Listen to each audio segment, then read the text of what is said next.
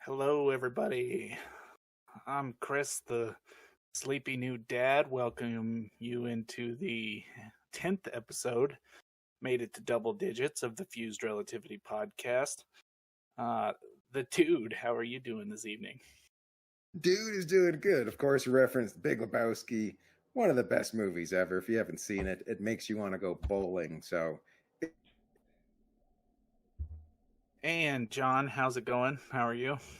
Also tired, but for lack of sleep, obviously. Not because of kids, thankfully. Yeah, we finally got baby Benjamin home, and you're a parent. You know what it's like to have a newborn at home. It's draining. Babies are tough. The only nice thing for you is you lack the ability to produce milk. So This is true. But yes. say ew. Just even for you put that mental pin. I got to shake that out of my head. All right. You're welcome, Kirk.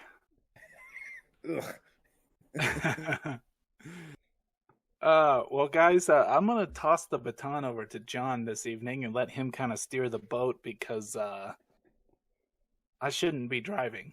So, John, you go ahead and take this one. So I guess we'll just start off with space here because I wasn't expecting this right off the bat because, Chris is usually the lead host here. So one of the big things is later on tonight, probably within, I think they're launching at about 1 o'clock our time, so 3-ish hours. SpaceX is going to be launching their Starlinks on a booster that has been flown. This will be its 10th flight. Didn't they just launch some satellites earlier in the week? Yes. That's the nice thing about having rockets, that you can just say, hey, it's good to go. Let's throw it back up on the stand and launch it again. Because it wasn't, my memory is fuzzy, especially when it gets that far out, but they've only been landing rockets since 2017? Something like that. Well, it's really cool to see that they're getting them up that quick. Normally, a standard rocket launch, you're talking months in between, man. They're talking days. More like years. Well, and just to give some perspective, and this is why SpaceX is definitely, it was 20, hold on. Okay, so I was close. It was since been 2017 that they've been landing. The fact that their reusability is right now unmatched.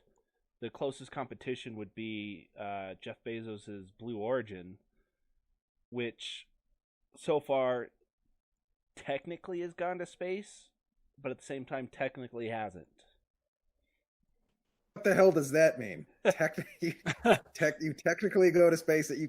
Come on, really? You got to explain that, John. Okay, so there is a imaginary line called the Kármán line that separates atmosphere from space. It's arbitrary. It's universally recognized, but it's just an imaginary number that, hey, if you get above this line, you're in space. If you're below the line, you're not in space. Now, there's a lot to say that, hey, you can get to that line and still not. Getting to that line is not as hard as getting past that line and staying in orbit, if that makes any sense. I'm lost. We took a turn somewhere. All right. So there's a line, a theoretical line that you're either in space or not in space? Yes, the Kármán line. It's at about 100 kilometers, 62 miles high. And it's the border between the atmosphere and space. So what Blue Origin has been doing is going up to that line, technically getting into space, and then coming back down. What SpaceX Dipping their toe. Dipping their toe, so to speak? Yes. So SpaceX, their boosters get above that line and then come back down, which is roughly equivalent, but they're also delivering a payload to orbit. So what's on the Falcons gets to orbit and goes beyond and then comes back down and lands. Blue Origin's ship goes up, floats for a little bit, and then comes back down, which is still impressive. And once they finally get the rocket capable of actually going to orbit, would be interesting to see, but they're still a long ways off from that even. Well, SpaceX seems to have, I mean, they're the front runners, we know that. So seems like, Blue Origin will get there, but I think more importantly, my brain's all over the place, but how did you not start off with the fact that the SN-15 did its thing? Well, because I was leading up to that.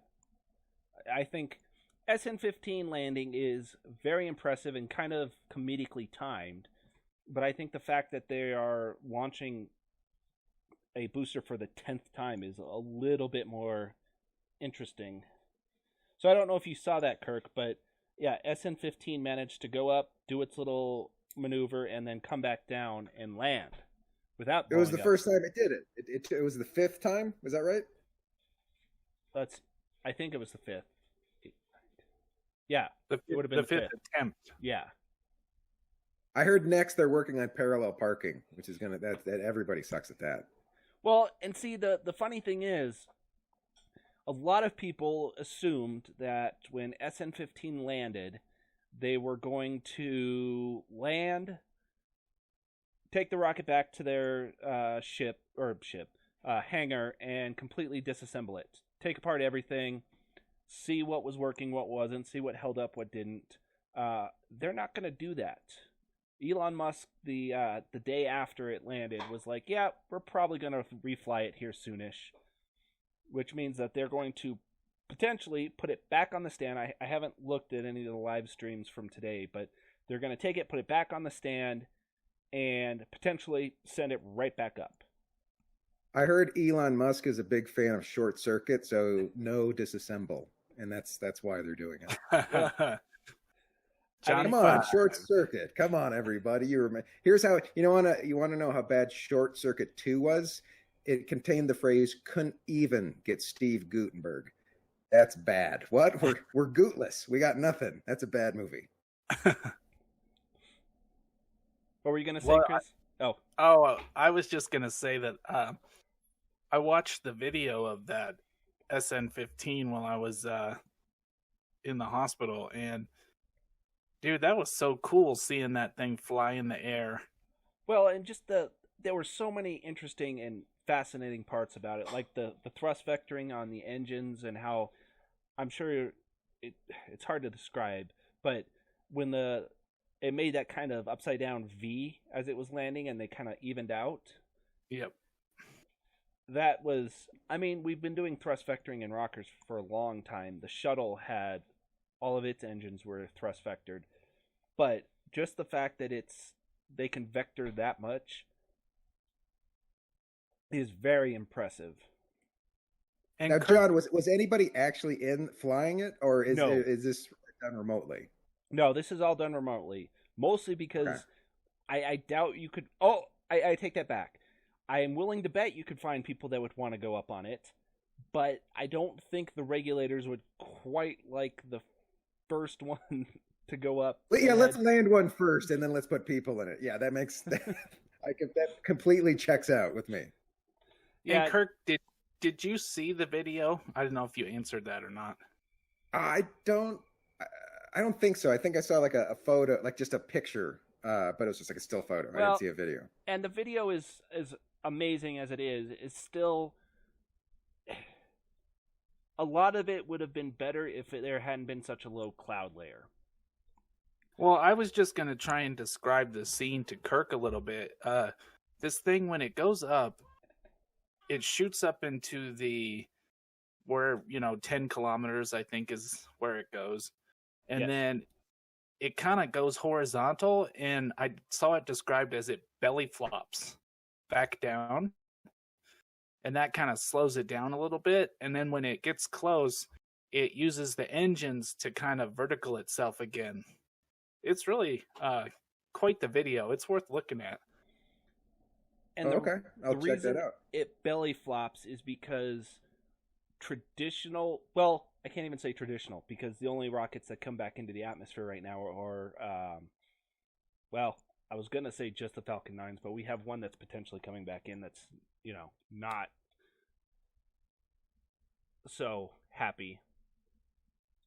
We also have a Chinese rocket that is free falling back to Earth as we speak. Well, that was part of the thing, was Kirk wanted me to pull it up and see where it is live. Right now, it is just past Florida. So it's over the Atlantic right now, which is where a lot of people... So I was walking earlier and something fell on my foot. That was not it then. No. That's what you're saying. Okay. We've kind of got... I completely forgot where I was going with that last thought before the Chinese rocket. Hey, who has the baby brain here? Come on, keep it together. This is. I was talking about why it belly flops. So the Falcon 9 comes in, and it comes in engines first, because it can turn on its engine, slow itself down, re-enter the atmosphere at less speed. So I'm sure you're familiar with, when you watch, or when the shuttles come back in, they have all that plasma and everything that comes off, and they have those heat shields at the bottom. Yeah. So a Falcon 9, because it only goes into orbit and then comes right back down, it's not going nearly as fast as if it was in orbit. So it's able to use its engines to kind of slow itself down enough that when it comes back into the atmosphere, it's not getting that immense plasma heat generation. So then it can, safely come back in. The Starship, it's going to be in orbit. So when it comes back in, it could turn itself to orientate itself with its engines leading the way and do the same type of maneuver, except it would use a lot more fuel. So instead, what they're going to do is come in kind of like the shuttle, with its belly taking the brunt of the heat. And the thought is that, well, because the Starship is stainless steel, it's going to be able to hold up to the heat way better than, let's say, the shuttle would. And then once it gets into the atmosphere and close to where it's going to land, it's going to turn itself to orientate it to where it lands straight up and down like it took off. That was one of the biggest problems with the shuttle. And I know we've talked about it previously, and I've completely forgotten which one broke apart above Texas. But the reason the shuttle had such problems with reentry is when it was coming in, the body of the shuttle was mostly aluminum. It had steel beams that went through and all that to give it rigidity, but aluminum will melt a whole lot sooner than steel will, and that's where, a lot of the problems came in when it was trying to re-enter. I think there was one documented case where some of the tiles had fallen off above a steel beam, and it was perfectly fine. Well, that's what they have the most problems with, is the tiles. Because if you have any imperfections or gaps, or, one of them falls off, there's nothing to protect the shuttle from that heat.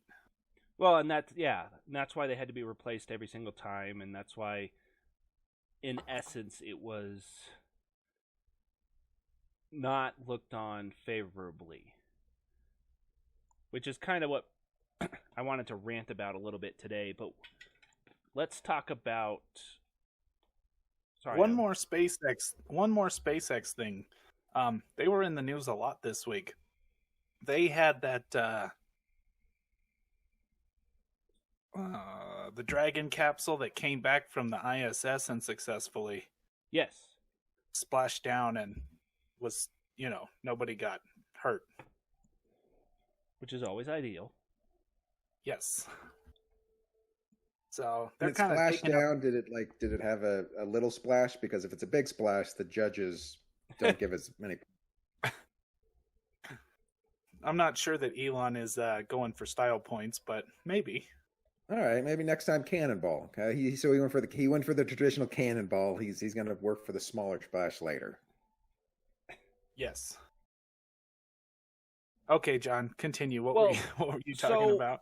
while I was reading some threads on SN15's landing, I don't know if it was just people trying to troll or just being pessimistic about space in general, but there was a lot of people that, I say a lot, there was probably like 10, but it was a running theme that people were saying Mars is just, this whole endeavor that SpaceX is trying to do is just stupid and not worth it.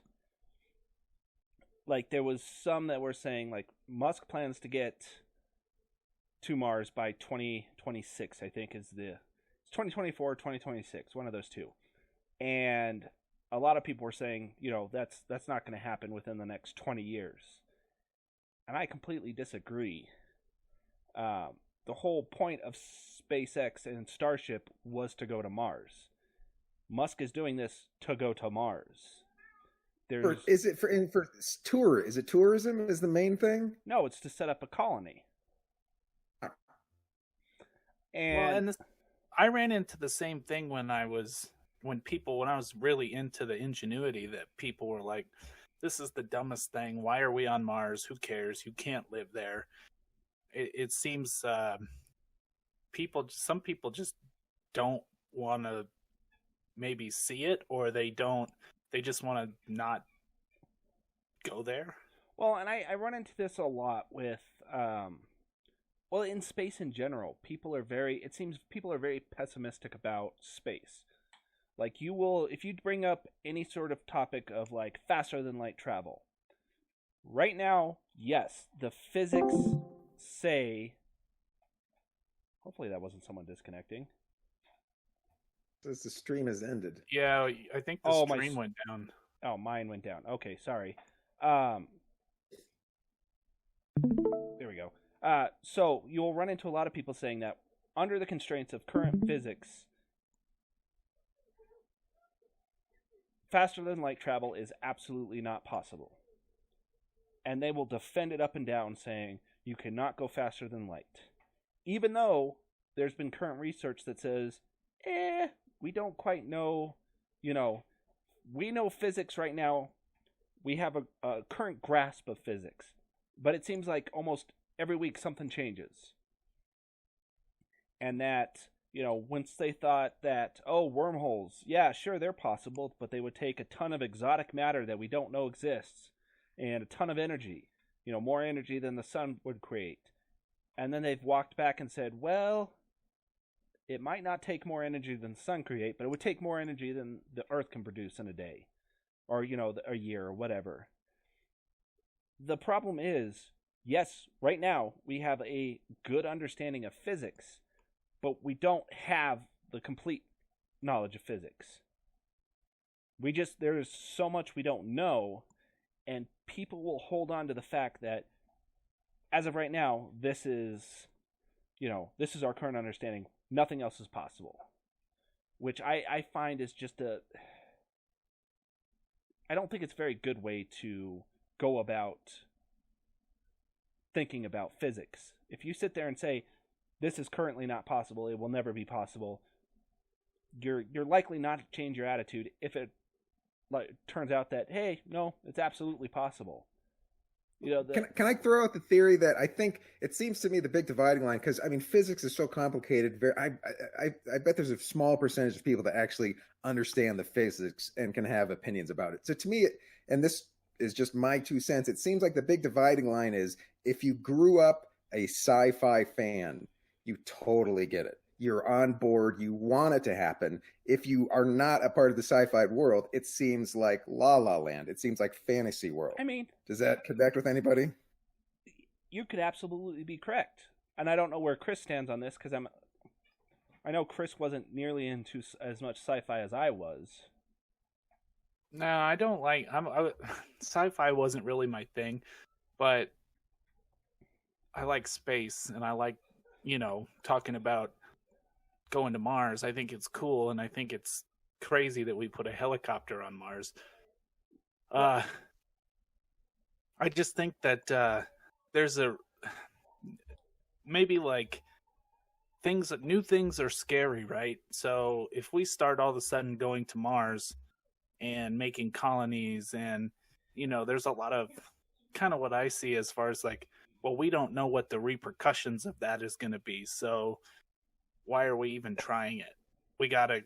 Everything's fine here, we'll just continue what we're doing.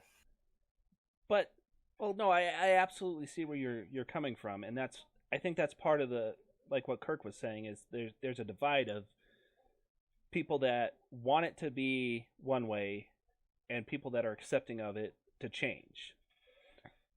And for a lot of people, yes, setting up a colony on Mars seems like a extremely stupid idea. What benefit would we have of setting up a colony on another planet?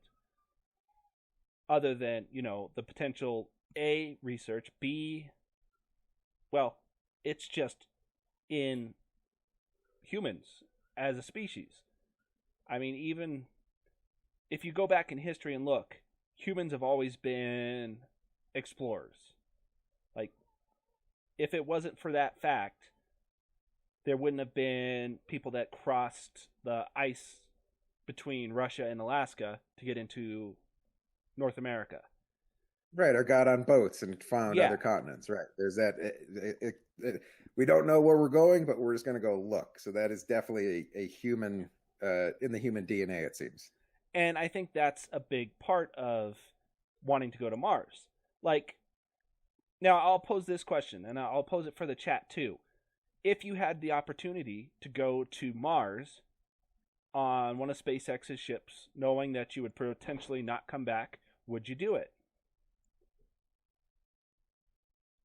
I don't think I would, unless there's a possibility I could meet Marvin the Martian. That's a good point. He was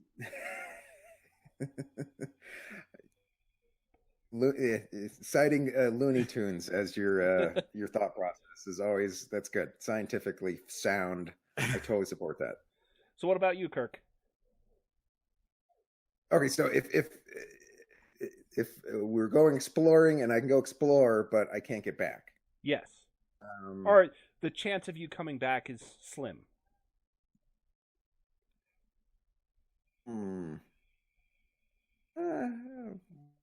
Yeah, there's not a lot of good on TV, so sure, what the hell,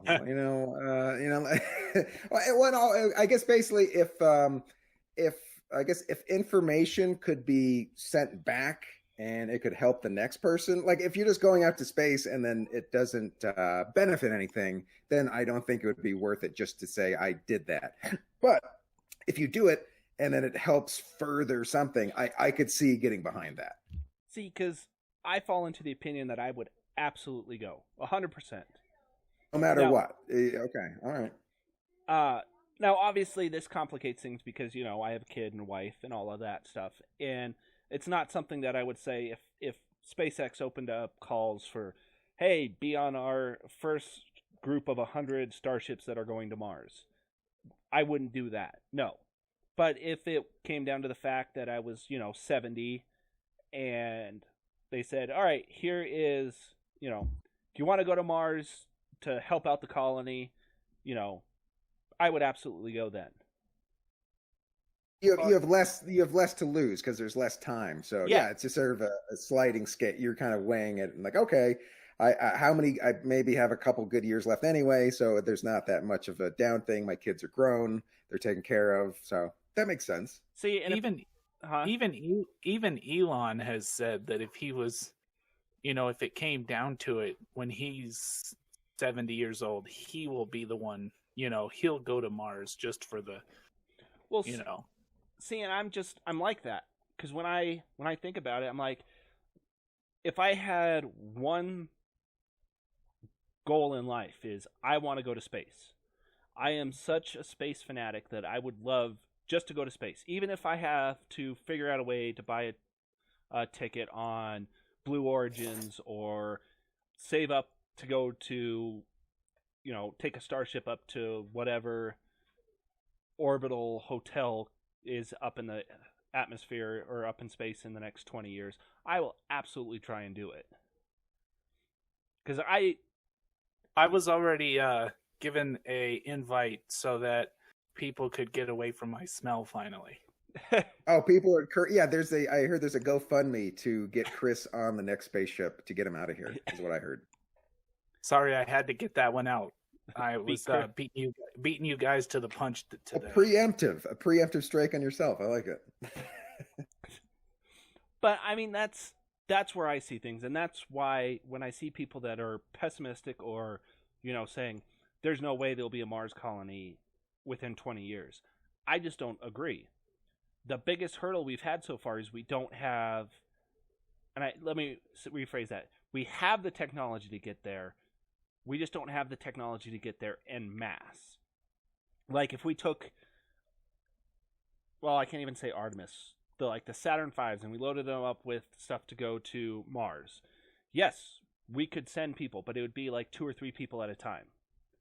Now, if Elon's goal of getting, 100 or 1,000, I would probably think it's probably going to be closer to 50 to 100 starships in orbit to go to Mars all at once.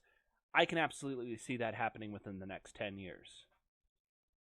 Where there's just a big push and they send up a ton of starships and then just take them all off towards Mars.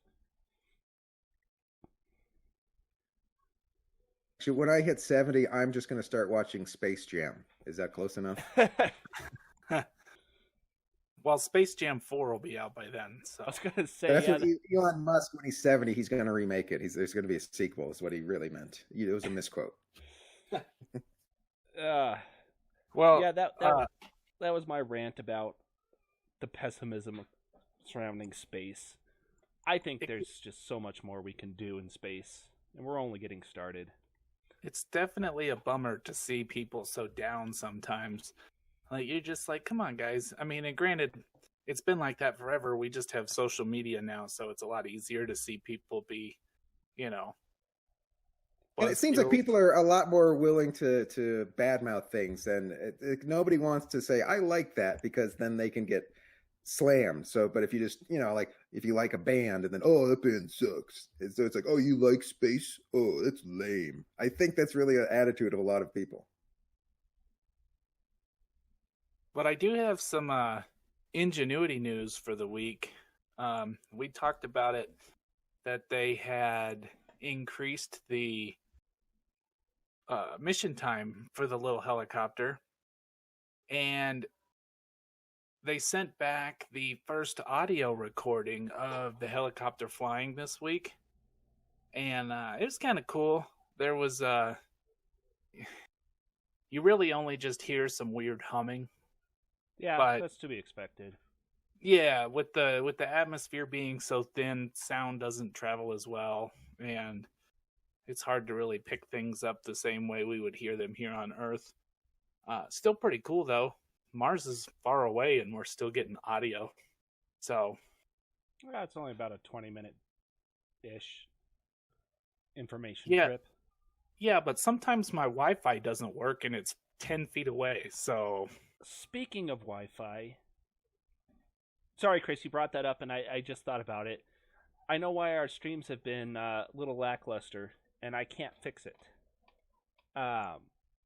Apparently, my computer has a motherboard that has a known issue with Ethernet connection. And although I thought I was hardwired in, I'm not. I've been running off Wi-Fi. Just thought I'd What if you get your motherboard flowers and candy on Sunday? Is that any chance it'll fix it? Unlikely. Okay. But well, don't forget to buy your mother something. Yes, tomorrow is Mother's Day.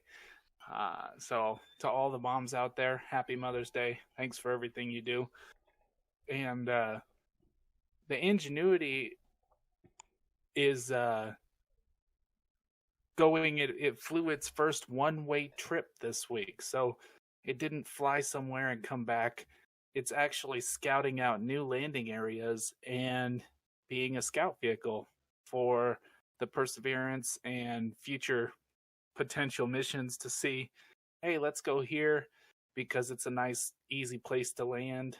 And it's really cool. They're actually using it for science, even though it wasn't technically a science experiment. See, and I had a feeling this was going to happen. I think we talked about it last week too. That if they have the option now, they're going to use that thing until its battery completely goes out. Essentially, they're just going to then fly it farther. It's sort of like leapfrogging, like it far away. It's sitting there and it's going to go further. Or do you know what the next move is? They're flying around and scouting it, and it's going as far as it needs to, landing and then recharging, and then they can kind of pick where they want to go from there.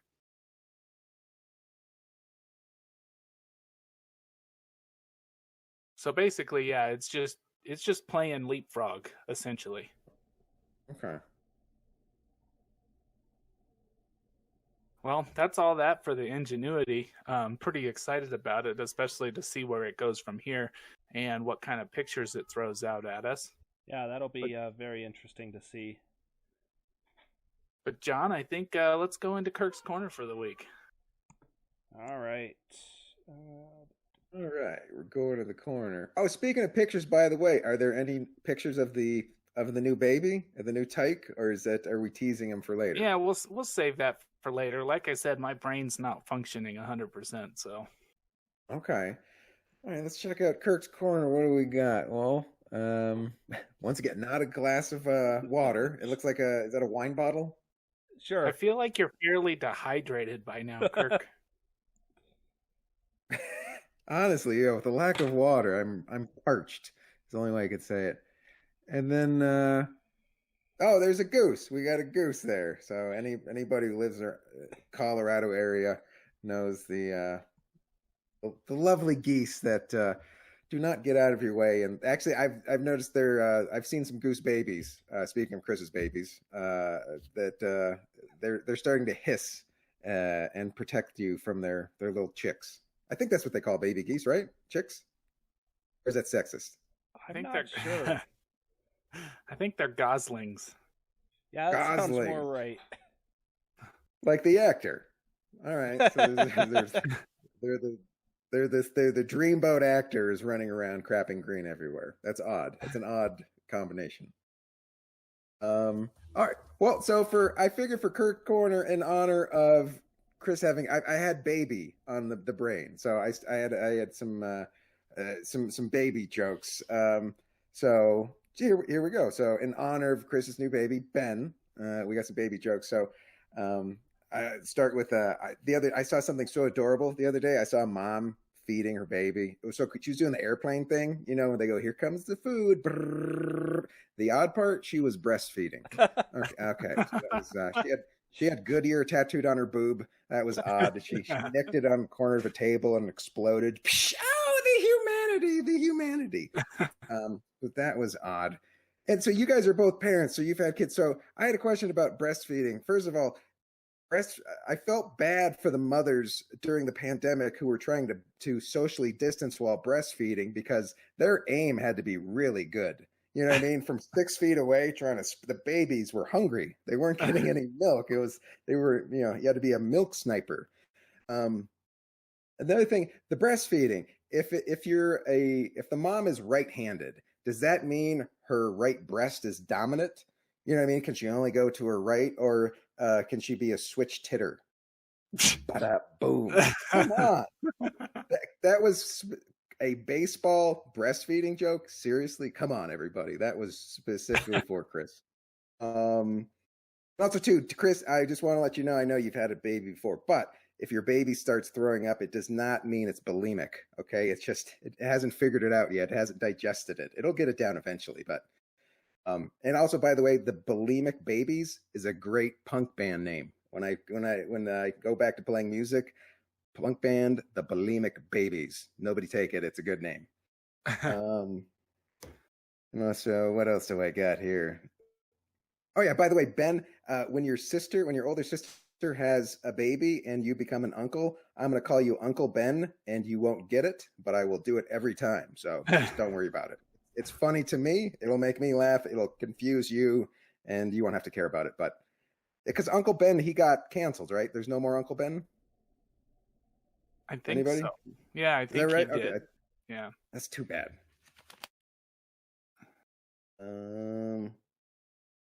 Baby.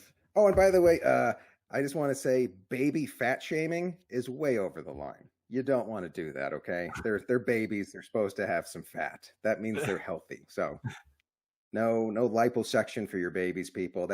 I know you want them to win the baby contest, but let them be fat. They're supposed to be fat babies. Oh, by the way, Ben, I got your nose, and I will hold on to it and give it back to you once you leave the house. You'll thank me later so you don't have to smell your dad. Boom! Come on, everybody. Oh. Yeah. There had to be one. Look, you started it, so I had to. There had to be one. I can't. You can't only insult yourself. That's no fun.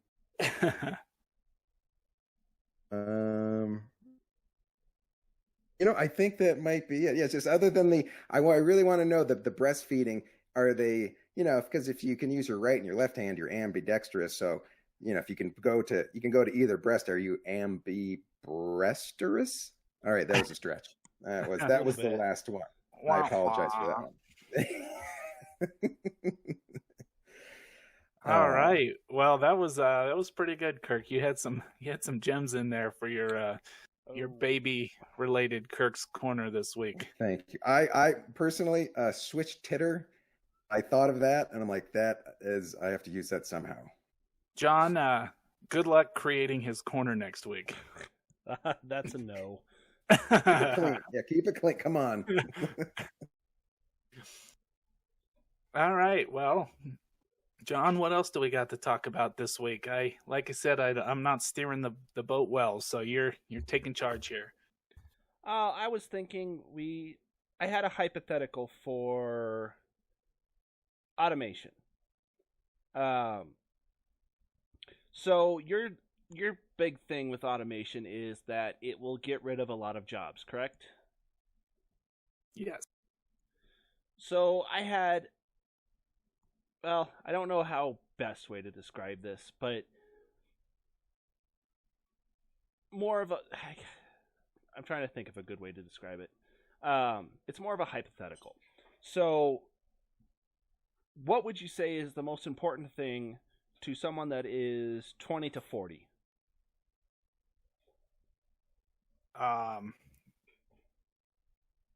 Their family, house, life. Exactly. So, and I was thinking about this on my way to work.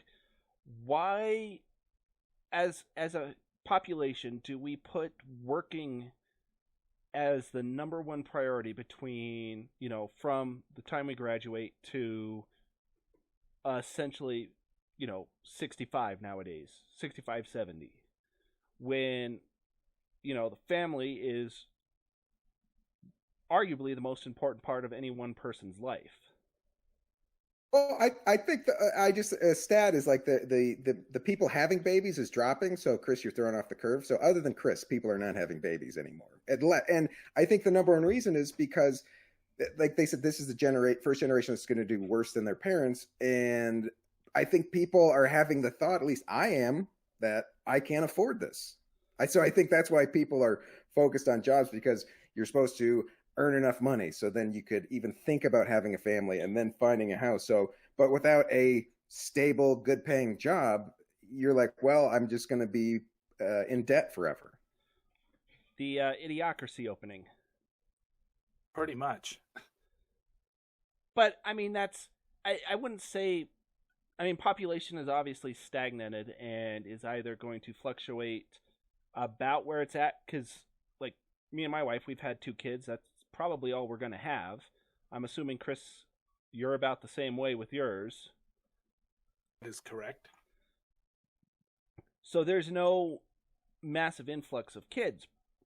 But my whole thought was, why do people focus working so heavily the first 20 years after school, when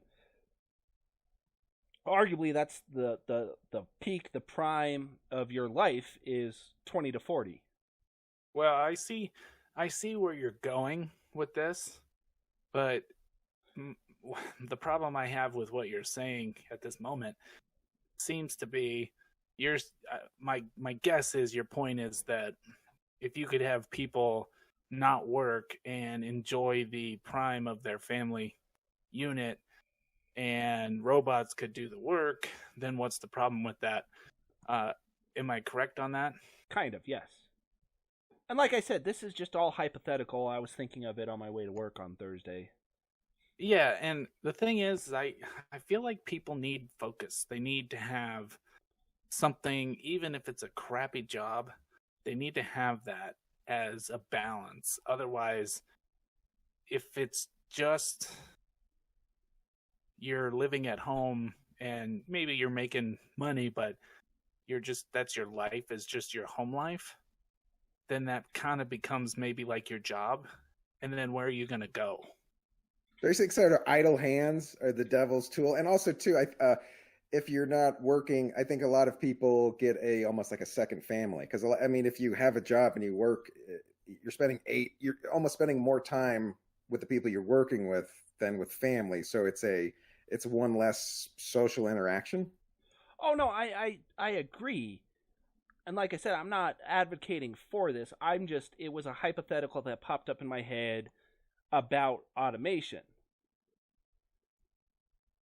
Right, and I think that's kind of the first place that you go. Well, at least my brain has gone there before too. I'm like, okay, robots take over and we don't have jobs and we have a UBI, and it just seems like we've been doing it this way for so long.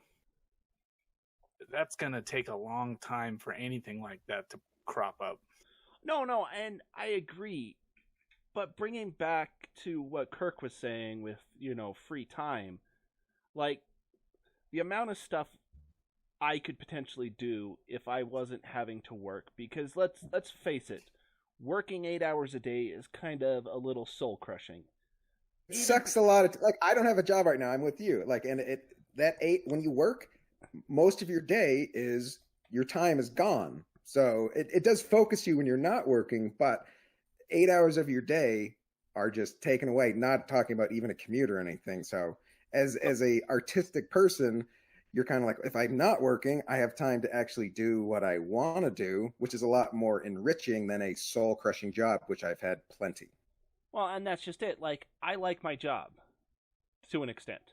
But it's still, I don't even go to work until later in the afternoon, and I have the whole morning and early afternoon to do whatever, and most of the time it's just me saying, oh, fuck, I don't want to have to go to work today. And that's kind of just the focus of work. I mean, not very many people get to do a job that they actually are excited to go to. Well, and I think even then, even if you were 100% happy going to work, you're still,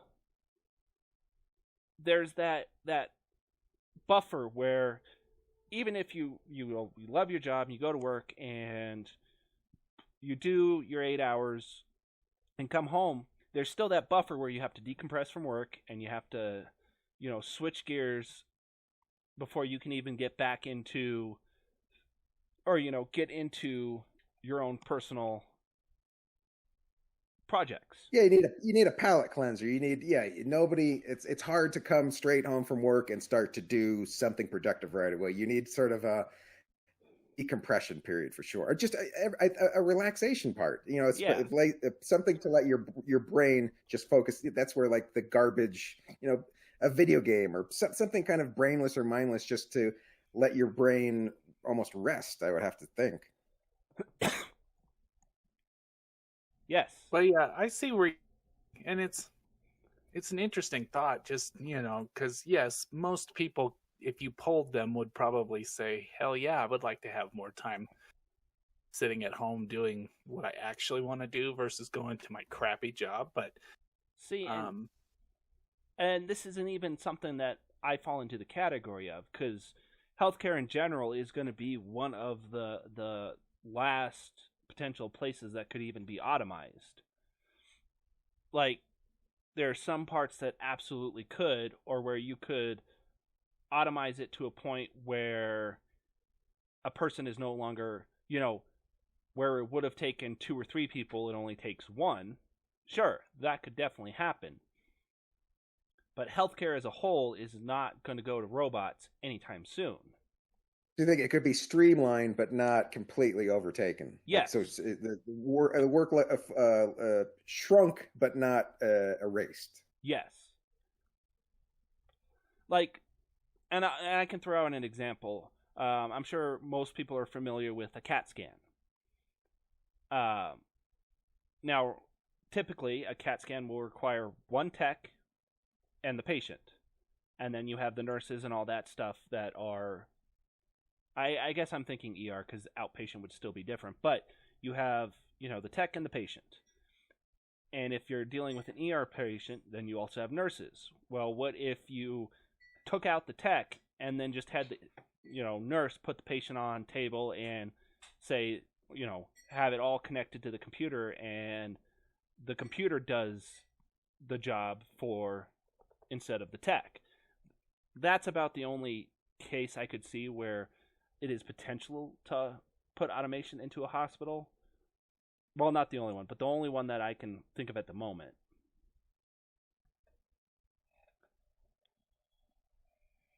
Well, I'm trying to think of like a good way to say that. I hate you.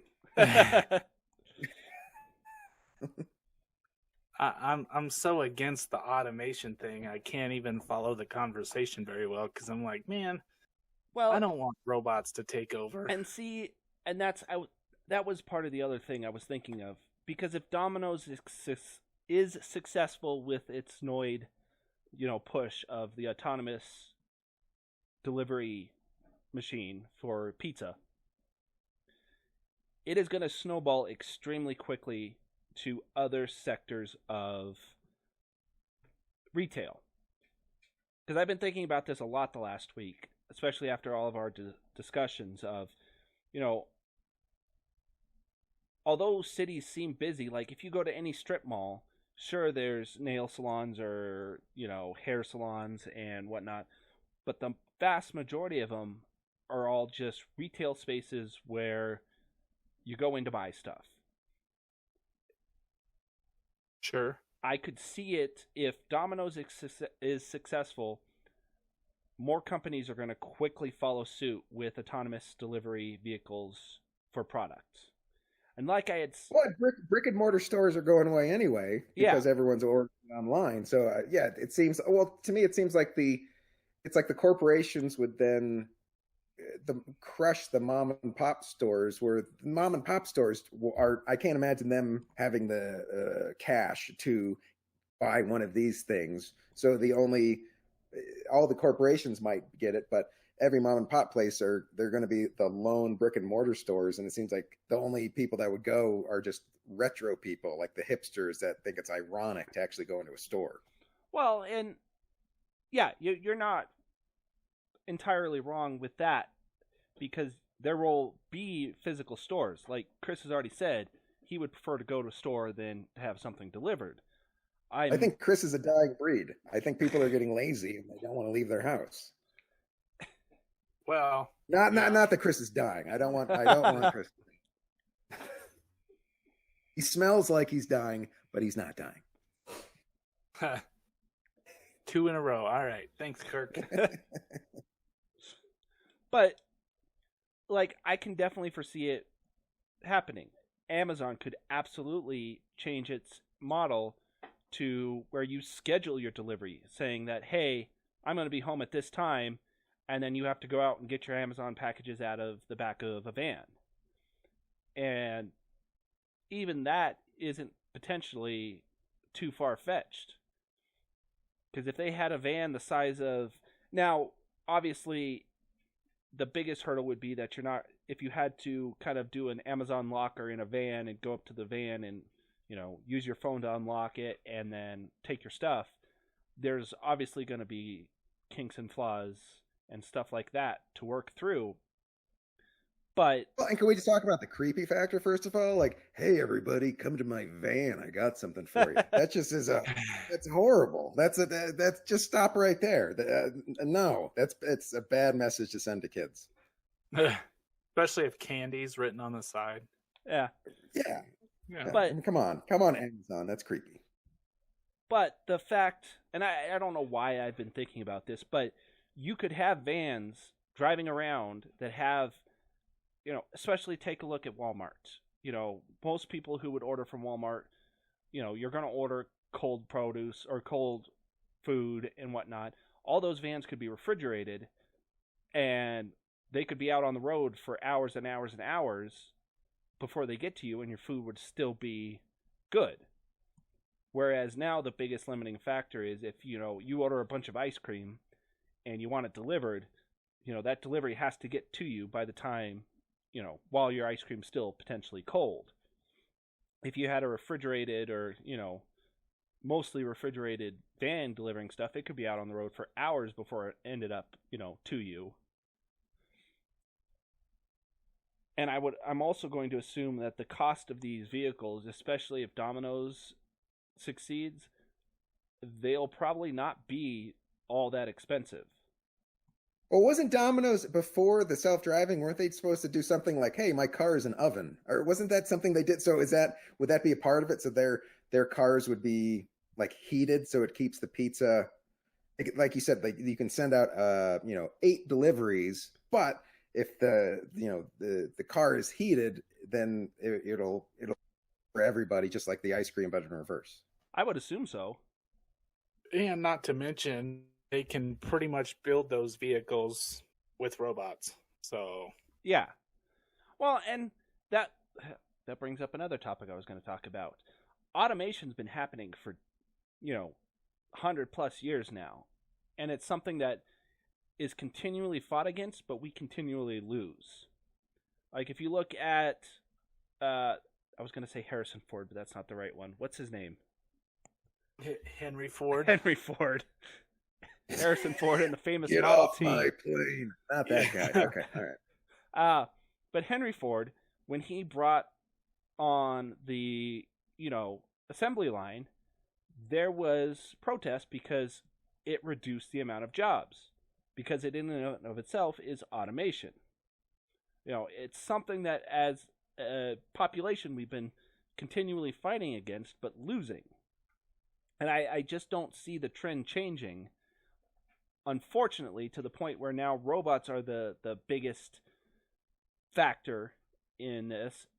And with the speed and efficiency that they've been developing this stuff, I mean, just look at Boston Dynamics. They have a robot that's designed for moving pallets around. And that's set to go public sometime this year. So would you say horses were the first to get automated by cars? Were they technically the first the first beings put out of work by automation? I would have to say sales. So instead of you didn't have to row anymore, you just use sales. You said that, and I was like, what possibly would have been first? And I would think sales would be, but I don't think the people that were put out of rowing were all that. They weren't bummed about it. I'm pretty sure. No, not so much, because a lot of times they weren't there because they had a choice. I think it's a good cardio, and then they had to build the rowing machine for the gym, so they still got their kicks. The post office really messed up the carrier pigeon game. That's my guess. Oh, yeah, that's true. Well, yeah. I was going to say there's still carrier pigeons, but those it's not really used for that. I think they don't really there's stuff around that now. No, now carrier they got pigeons can't big boxes. Now they got drones. Boxes. Just drones flying around everywhere. See, and that was the other thing. Like we were talking about drones, and a lot of people probably agreed that drones flying around delivering stuff would never have happened. Because A, they're noisy as hell. B, they're, well, noisy. And in order to deliver a decent amount of stuff, they would have to be pretty big. But the fact that automated cars jumped into the shuffle relatively fast, because I mean, there's still no regulation for self-driving cars. Like, that's still not a thing that can happen. Sure, they've done tests and everything like that, but there's no license that says there can be a car on the road without someone in it. I just think it's funny how this drone debate just keeps going on and on and on and on. Very good point. Why, thank you. Yeah. Well, hey, we're hitting that time. Kirk, I know you had an op topic for us this week. Why don't we go there? Oh yeah, so something a little completely different. I saw some guy set the world record for building the largest Lego set. It's the Colosseum. It's actual replica, and it was 9,036 pieces, and he completed it in 13 hours and 37 minutes. My initial thought was this guy has either been single for way too long, or he has been married for way too long, because you guys have been married. Can you imagine getting almost 14 hours by yourself to play with Legos? Would your wife put up with that? I can't imagine. My wife has bought me about 14 hours worth of Legos that I still have to build. So, yes, I can't imagine that. I couldn't imagine sitting somewhere for 13 hours and putting Legos together. It sounds a little bit mind-numbing. And I was going to say... and you can watch, there's like a speedy video you can actually watch, and he goes through the whole thing. And just at one point, he goes, and he got the world record. He goes, once I got this record, I'm not going to stop. And how could I? And I'm like, you could just stop. You're an adult. Play with Legos. This seems how could I stop? That seems very easy to me. I mean, maybe just obsessive compulsive, but he's not. There's a lot worse things I guess you could be doing. You could go do heroin or go do blah blah blah. But 13 hours on Legos seems a little silly, and he's not even going to let his kids play with it. That was the whole plot of Legos the movie, or the Lego movie. I heard those things are horrible to step on. I've heard that from several parents. Like walking on the floor, going to the bathroom to pee at night, and not turning on the lights, and your bare feet stepping on a Lego. I heard is one of the. I heard it's worse than child pain. Am I right, ladies? Don't tell. No. Yeah, don't quote him on that one. No. But no. Yes. In defense, like Chris, you know I'm a big Lego person. Yes. Legos are intrinsically fun. It's more of a challenge per se. And like I put together many Lego sets, and I have a very large tub of Legos just sitting in my daughter's room, which I kind of wish they would use more, because if that was around when I was a kid, I would have gone nuts. But have Legos gone digital? Is there like an app yet that your kids play? Like, is that a thing, or am I? Is it like Legos are kind of technology proof? No, there's absolutely Lego games. I was gonna say there are apps too, but those are more for instructions and whatnot. Well, it's like a 3D puzzle almost. Is what it's kind of the way to think about it. Yeah, that's a very good way to put it. It's like you wouldn't necessarily put someone down for building, a 10,000 piece puzzle or something like that. In essence, Legos are exactly that. They're just a 3D puzzle.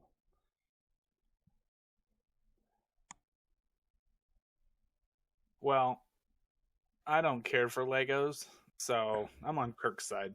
You have kids now.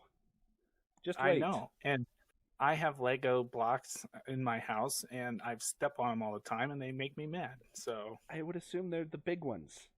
They are. And you still manage to step on them. That's impressive, Chris. Yeah, I don't always look where I'm walking. Well, See, guys, I'm sorry, but I'm gonna have to cut out a little early. I got baby stuff to take care of. My off topic is I had a and baby Benjamin is doing well, but he is a baby, and I have to cut it short this week. So I'm gonna book out of here. Um, before I go, are you and Kirk gonna do some game after this that I could possibly jump in the chat on? Yeah, I can. If Kirk's up for it, I can show him a little bit of Kerbal Space Program and some potential. Sure, we do a half hour or something. That should be enough. Okay, cool. Well, everybody, a little scatterbrained this week. I apologize for that. Next week, maybe I'll have a little more to throw into the conversation. But and a picture. Come on, you got to tease the audience. Everybody loves baby pictures, and yeah, I have a little nice shot of Benjamin and your Delilah fighting it out. Maybe make it look like Delilah's like hitting him like right in the chin with a good left hook. Can you do that? Maybe a Rocky freeze frame ending. That would, if you could do that. Like, I don't want to, not too much pressure, but if you could have your babies fight, that would be awesome. So baby cage match to the death. No, kidding. Everybody. I'm out of here. Skulls and Arms. I will see you guys next week. John and Kirk, thanks for taking over. Oh, no problem. Congratulations. Yeah, we'll end the podcast here. I'll boot up some Kerbal Space Program, and I'll show Kirk some basics of orbital mechanics. I don't know what it is, but I'm looking for eyeball robot is what I'm thinking. All right. Well, we'll see you in a few minutes for some Kerbal Space Program. Yeah. Thanks for joining us.